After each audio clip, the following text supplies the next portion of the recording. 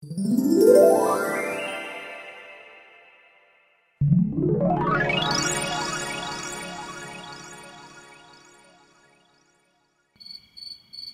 ব্যাপার কলমিলতা, তোমাকে এত চিন্তিত কেন লাগছে? আমার জানা মতে যা তোমার চিন্তার কারণ ছিল সেটা তো তোমার ঘাট থেকে নেমে গিয়েছে। তবে তাও কেন তুমি এত চিন্তিত? কি এত ভেবে চলেছো বলো তো?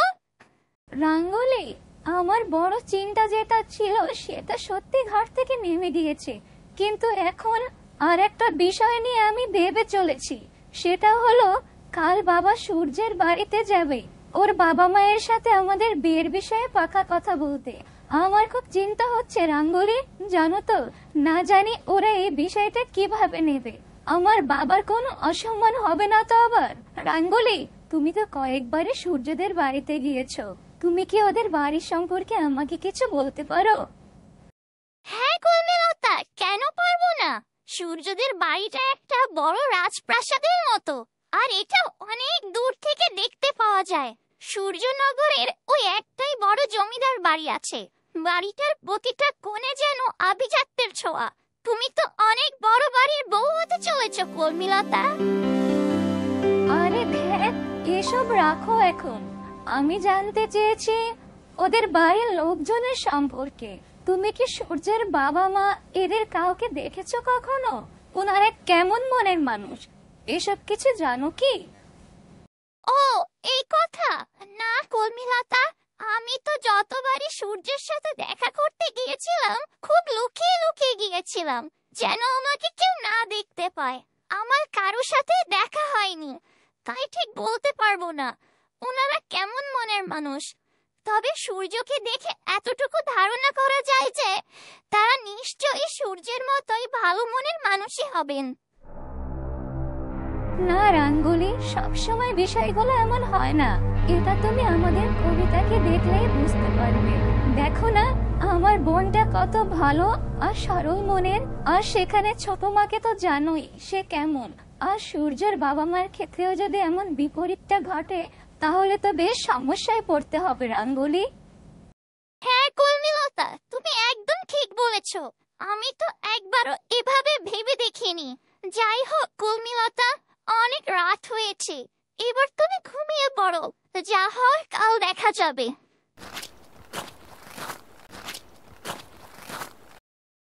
কি রে কলমিলতা মা, তুই এখনো জেগে আছিস কেন? ঘুমিয়ে পড়। এ কটা দিন তোর তো অনেক ধকল গেল, আজ একটু শান্তিতে ঘুমিয়ে পড় দেখি। কি এত ভাবছিস তুই, বল দেখি আমাকে। মা, আমার খুব চিন্তা হচ্ছে কাল কি হতে চলেছে এটা ভেবে। সবকিছু ভালোই ভালো সম্পূর্ণ হবে তো মা? তোমার কি মনে হয়? চিন্তা তো আমারও হচ্ছে রে, কিন্তু এ কথা তোকে বুঝতে দেওয়া যাবে না। তবে আমার মেয়েটা যে আরো বেশি চিন্তিত হয়ে পড়বে। এমনিতে একটার পর একটা ঝামেলা পোহাতে হচ্ছে মেয়েটাকে। আরে কলমিলতা মা, যেখানে সূর্য আছে তোকে সেখানে এত কিছু ভাবতে হবে না।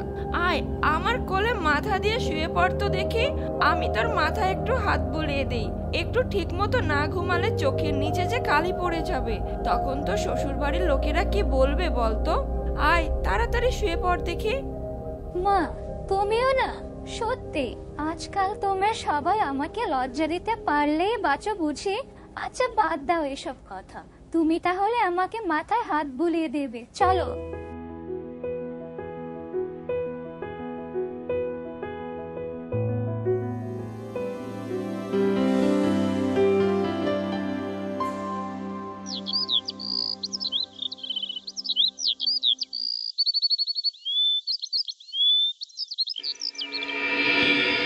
ওগো, আজ তো তুমি সূর্যদের বাড়িতে যাবে, হাতে কিছু মিষ্টি মন্ডা নিয়ে যেও আমাদের হবু বেয়াই বেয়ানদের জন্য।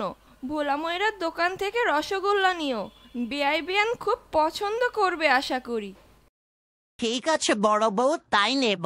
তুমি এটা না বললেও আমি নিতাম। আমার অনেক চিন্তা হচ্ছে বড় বউ।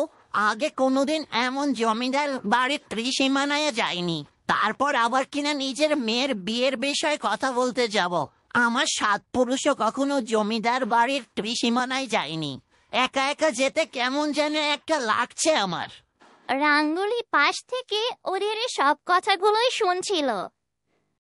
কাকু, তোমার যদি একা যেতে অস্বস্তি বোধ হয় তবে তুমি আমাকে তোমার সাথে নিতে পারো।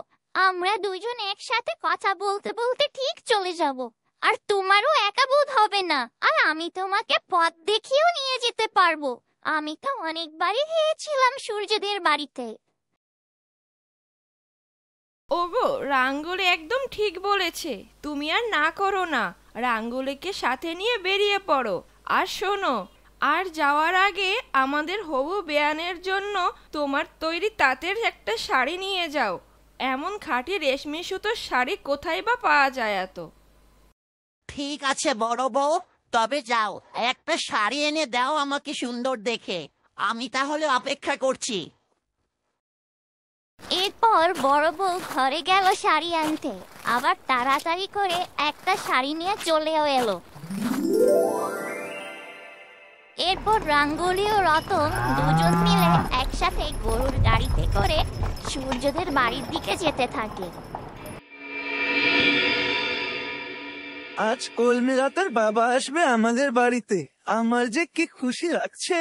আজ আমাদের বিয়ের পাকা কথা হবে। তো যাই, মাকে বলে আসি ভালো ভালো কিছু খাবার রান্না করতে।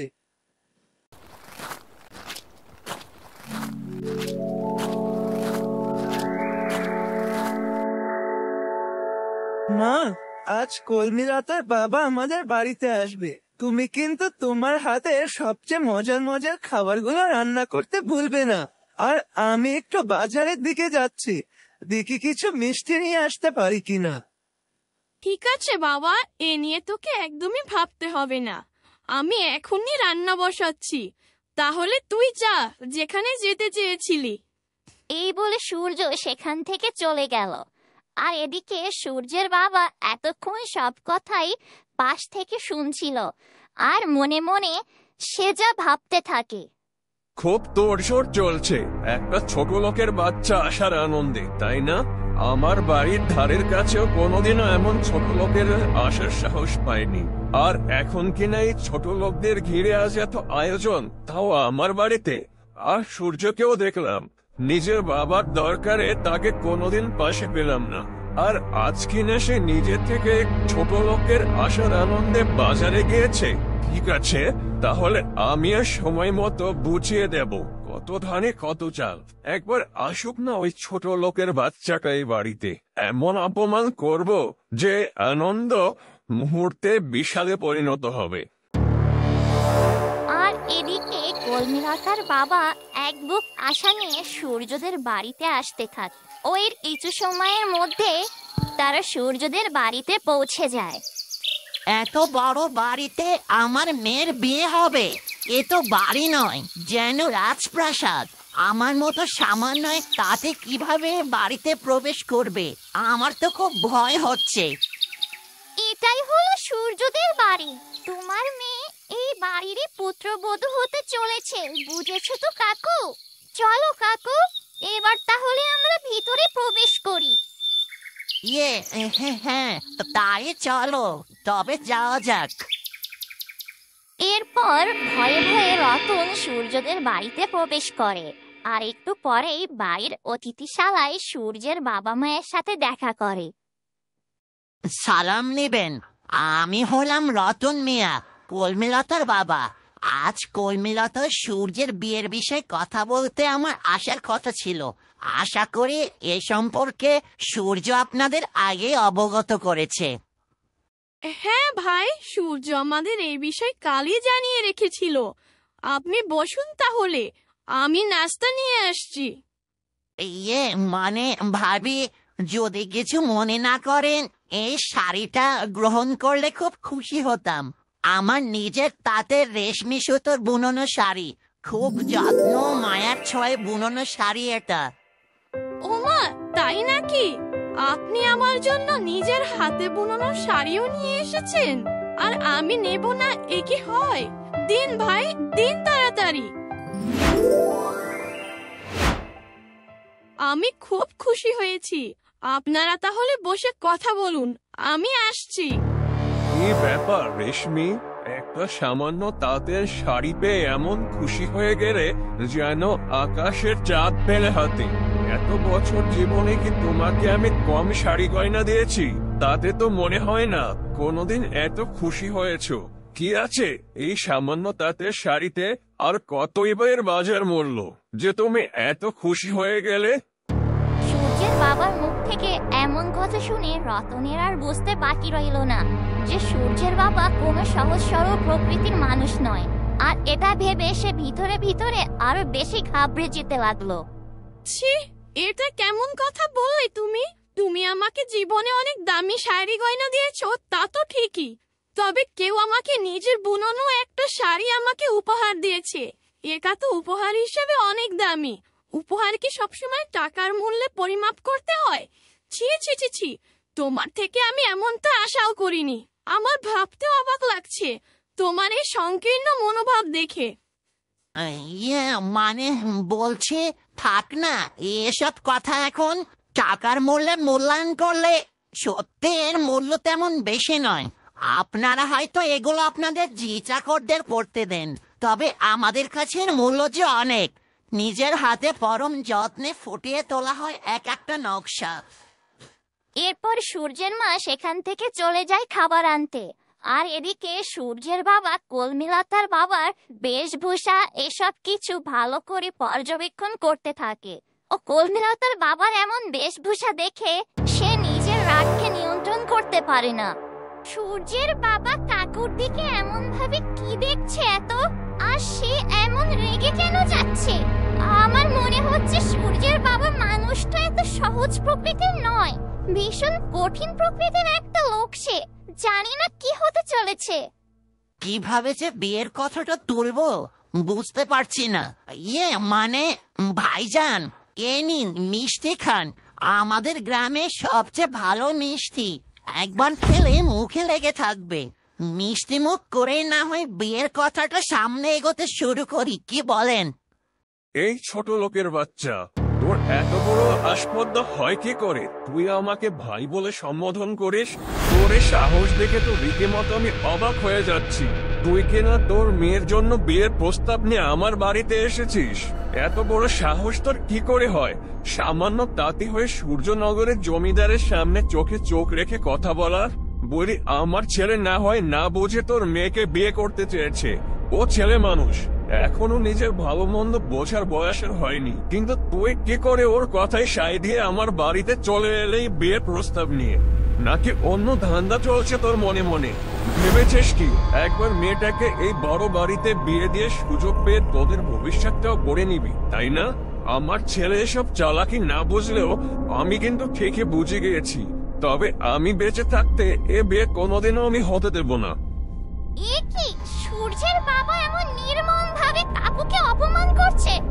না না না, এটা মেনে নেওয়া যায় না। সূর্য কোথায়? ওকে যে দেখছে না।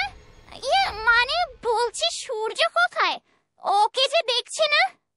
সূর্যের সাথে তোদের দেখা হবে না, আর এক মুহূর্ত তোদের আমি এখানে দেখতে চাই না। বেরিয়ে যাও বলছি এখান থেকে, নয়তো দারোয়ান ডেকে ঘাট ধাক্কা দিয়ে বের করে দিতে বাধ্য হব। থাক থাক জমিদার সাহেব, তার আর কোনো দরকার হবে না। আমরা এমনিতেই চলে যাচ্ছি। তবে যাওয়ার আগে একটা কথা বলে যাচ্ছি, আমরা গরিব হতে পারি কিন্তু লোভী নই। আমরা দুই হাতে খেটে খাওয়া মানুষ।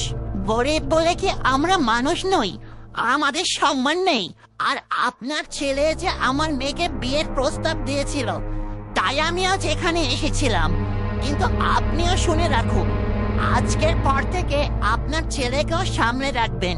সেও যেন আর কোনোদিনও আমার বাড়ির ত্রিসীমানা না মারায়। আমার মেয়েকে আমি কেটে নদীতে ভাসিয়ে দেব, তাও আপনার ছেলের সাথে বিয়ে দেব না, কারণ আমাদেরও সম্মান আছে। চলো রাঙ্গলি, আর এক মুহূর্ত এখানে নয়। এই বলে রতন ও রাঙ্গলি সেখান থেকে চরম অপমানিত হয়ে চলে যায়। বন্ধুরা, সূর্য এই ঘটনা জানার পর তার কেমন প্রতিক্রিয়া হতে পারে? কি হতে চলেছে আগামী পর্বে? সূর্য কি পারবে তার বাবাকে রাজি করিয়ে কলমিলতাকে তার ঘরে তুলে নিতে? তা দেখতে হলে চোখ রাখো গল্প ঝুলিতে। আর ভিডিওটি যদি তোমাদের ভালো লেগে থাকে তাহলে অবশ্যই লাইক, কমেন্ট ও সাবস্ক্রাইব করে গল্প ঝুলির সাথেই থাকো।